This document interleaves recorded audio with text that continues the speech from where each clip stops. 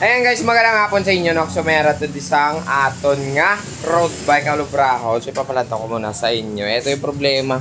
Papalitan na lang natin to ng tape. Ayan, Ducati na road bike mga guys. So Manila South, Ducati Manila South. So bali yung problema, overall cleaning daw to kasi nga sobrang dugay na hindi nagamit. And then ito yung may problema, kulang ng isang spokes. Ayan, kulang ng isang spokes yung rim set niya. Ayun yung isa, okay pa naman yung isa.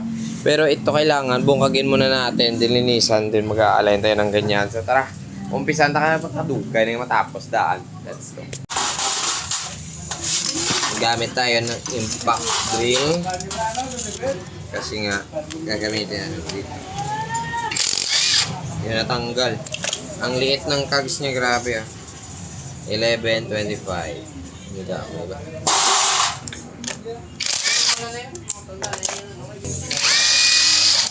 Yung tanggal.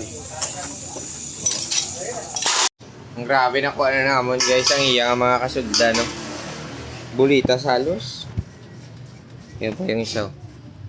Ayan na. Lagyan na natin ng spokes yan. So ito. Yun. Wala, puro bulitas lang. Kailangan muna nating paliguan, no? So nakita ninyo, grabe talaga kay ko. Ibabay ang guro ng dugay-dugay na. Yun. So ito na guys, tapos na natin reviewan ng iyang mga kasudlan. Ayan. Sobrang linis na. Dito pa yung iba. Ayan. See? Kailangan na lang natin yan mga guys ibalik para at least makatindog na ang aton nga Ducati nga road bike. Ay kalain. Perfect. Nice kung mayak ka bawat araw o gabi.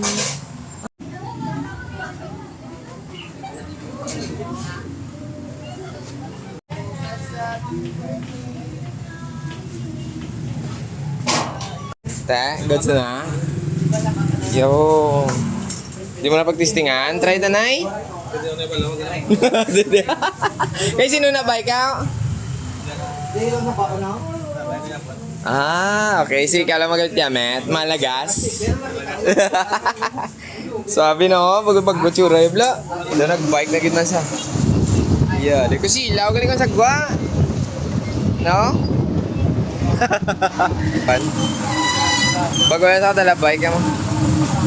Yan, ano na yung gangan niya.